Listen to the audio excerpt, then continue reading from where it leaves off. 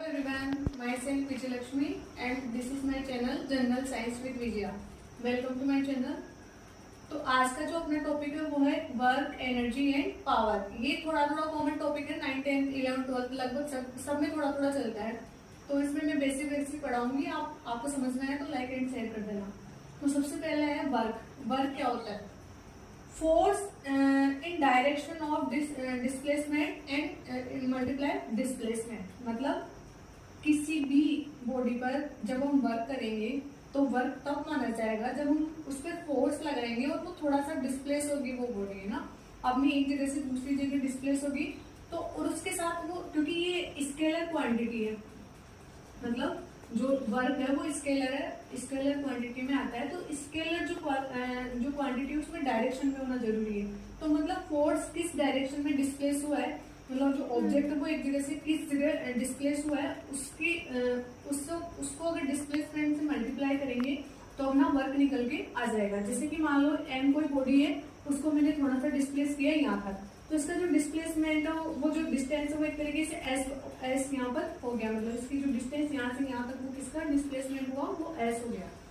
और अगर मैंने यहाँ तक जो फोर्स की जो डायरेक्शन है वो इस साइड है, तो इनके बीच में थीटा कोण भी बन रहा है। आप देख रहे होंगे इनके बीच में थीटा कोण भी बन रहा है। तो मतलब इन दोनों को अगर मैं मल्टीप्लाई करूँ तो अपना जो वर्क है वो निकल के आ जाएगा। तो जो वर्क है मतलब किसी भी ऑब्जेक्ट को एक जगह से दूसरी जगह में अगर खिसकाऊंगी तो उसका डिस्प्लेसमेंट के साथ उसकी डायरेक्शन से मल्टीप्लाई करेंगे तो हमारा वर्क निकल के आ जाएगा। अगर ऐसा ही यूनिट क्या है वर्क की जो ऐसा यूनिट है वो न्यूटन मीटर और जूल है। मतलब या तो जूल है या न्यूटन मीटर है, दोनों में से कुछ मान लो। सीरीज पद्धति में जो इसकी यूनिट है वो है डाइन। और अर्ग की अगर मैं बात करूं तो 1 जूल इक्वल टू होता है 10 की पावर 7 अर्ग। मतलब इतने टाइम 1 जूल माना जाएगा। अब मैं बात करूं कि इनके बीच में जो थीटा बन रहा है, मतलब जो इसके बीच में एंगल बन रहा है, इन एंगल के अलग अलग क्वांटिटी हो सकती है। मतलब ये एंगल अलग अलग तरीके से बन सकता है। मान लो अगर मैं फोर्स और डिस्प्लेसमेंट के बीच में अगर जो मेरा थीटा बन रहा है वो अगर कोस थीटा बन रहा है, वो कोस थीटा अगर मेरा बन रहा है 0 डिग्री, मान लो इन दोनों के बीच में कोई भी एंगल नहीं बन रहा है, 0 डिग्री कोण बन रहा है, तो उस कंडीशन में क्या होगा, जो एफ है मतलब जो फोर्स है और जो डिस्प्लेसमेंट है वो एक ही डायरेक्शन में होगा। उस कंडीशन देखो थीटा 0 कब बनेगा, तो दोनों एक ही डायरेक्शन में होंगे, तभी तो यहाँ पर थीटा 0 बन रहा है। ये जो लाइन है यहाँ की एफ वाली ये उठ के यहाँ आ गई है, मतलब वो दोनों एक ही डायरेक्शन में होंगे तो थीटा तो बनाएंगे। तो उस कंडीशन में जो वर्क होगा वो फोर्स इनटू डिस्प्लेसमेंट को ही हमारा वर्क माना जाएगा। अब इसके बाद अगर थीटा 180 डिग्री का बनाता है, मतलब एंगल है ये 180 डिग्री है, मतलब ये जो यहाँ का एफ है उठ के इधर इस साइड आ गया और एस इस साइड आ गया, मतलब एक दूसरे के अपोजिट हो गए हैं। ये एफ यहाँ से था, ये एफ उठ के यहाँ आ गया है, मतलब इस डायरेक्शन में अपोजिट डायरेक्शन में हो गए दोनों एक दूसरे से। तो मतलब जो एफ और एस है और जब एक दूसरे से अपोजिट डायरेक्शन में होंगे तो 180 डिग्री का एंगल तो बनना पॉसिबल है ही। तो उस कंडीशन में क्या होगा, जो कोस थीटा का मान है वो -1 होगा और कोस थीटा का मान अगर -1 है तो जो मेरा मल्टीप्लाई आएगा F S cos theta minus आएगा। तो माइनस में मेरा जो वर्क आएगा वो माइनस में आएगा, मतलब जो भी मैं वर्क करूंगी वो माइनस में चला जाएगा।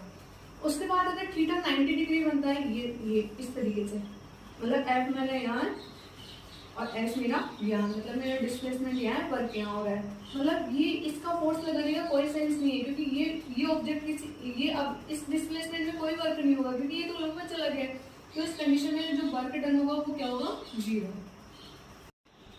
एक बॉडी है, इसका एक एग्जांपल लेते हैं। मतलब एक बॉडी है, एक body is being raised to a height as from the surface of earth. मतलब what is the sign of the work done and by the applied force and the gravitational force the respectively। मतलब पूछ रहा है कि एक body है उसको raise मतलब उठाया गया है एक हाइट से ऊपर तक, एज हाइट तक उठाया गया है सरफेस से, है ना, तो अर्थ से, है ना। मतलब what is the sign work, मतलब जो वर्क डन होगा वो क्या होगा, ग्रेविटेशनल फोर्स के अकॉर्डिंग जो उसका अप्लाइड फोर्स होगा वो क्या होगा।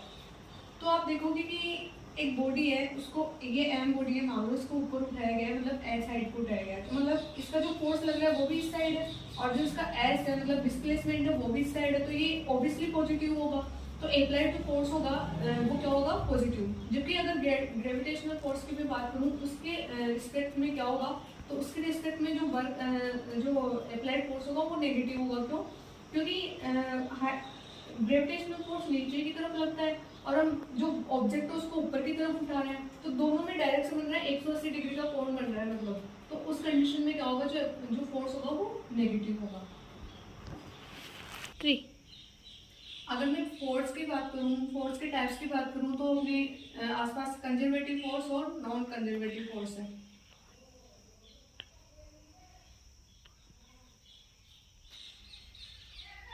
अगर फोर्स की बात करूँ तो कंजर्वेटिव और नॉन कंजर्वेटिव फोर्स होते हैं।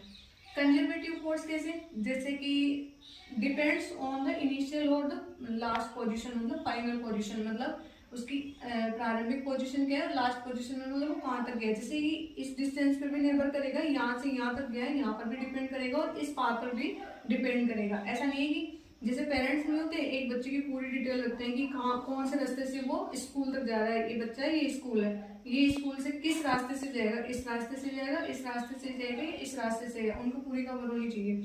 तो वर्क जो होगा वो तो होगा W1 इक्वल टू W2 मतलब W3, तीनों वर्क बराबर होंगे।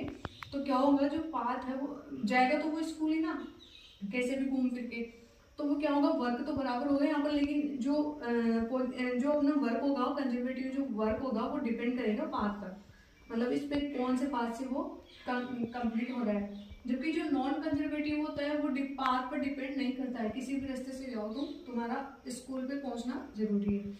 तो क्या होता है वर्क में, क्या होता है इसमें, क्या होता है जो ऑब्जेक्ट होता है वो मतलब जो वर्क हो रहा है एक तरीके से वो राउंड पाथ, जो राउंड ट्रिप होती है उस पर जीरो हो जाता है, मतलब अगर आप घूमकर वापस आते हो तो उस कंडीशन में ये जीरो माना जाएगा। जबकि जो नॉन कंजर्वेटिव होता है वो जीरो नहीं होगा, उसको काउंट किया जाएगा। अगर जैसे कि फ्रिक्शन फोर्स है वो पीछे की तरफ भी लगता है, मतलब जब आगे मूव करते हैं बॉडी तो पीछे की तरफ लगता है, तो उस कंडीशन में क्या होगा, अगर वापस बॉडी घूम फिर कर आती है, राउंड ट्रिप पे आती है, तो उसका जो फोर्स है, जो उसका वर्क है वो माना जाएगा, ऐसा नहीं कि उसको जीरो माना जाए।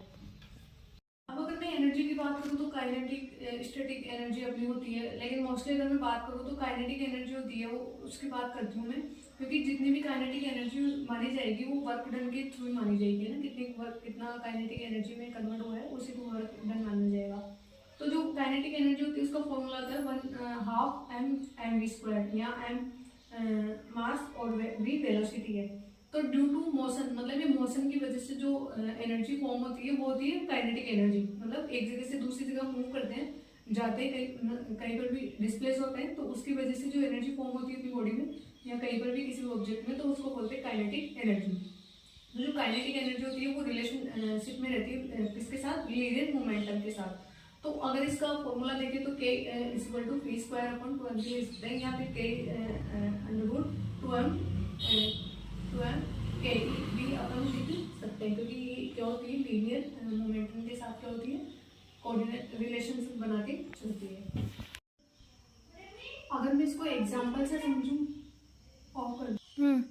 अगर मैं इसको एग्जांपल से समझूं तो जैसे कि एक एग्जांपल है, एक ball of mass 2 kg and another mass of 4 kg are drop together to from fit to fall building after a fall of the 30 feet each towards earth respectively kinetic energy will be the ratio of, मतलब ये कह रहा है कि अगर कोई भी एक बॉल है उसका मास है 2 kg और अनदर जो बॉल है उसका मास है 4 kg, अगर मैं इसको ड्रॉप करती हूँ किसी भी फीट से, तो 30 फीट जाने के बाद वो जो अर्थ से 30 फीट जाने के बाद उन दोनों की काइनेटिक एनर्जी क्या होगी। अब माना कि इसमें जो काइनेटिक एनर्जी है 2gs√2gs, ये तो इक्वल होगी दोनों की, तो डिपेंड किस पे करेगी, ये दोनों डिपेंड करेगा मास पे।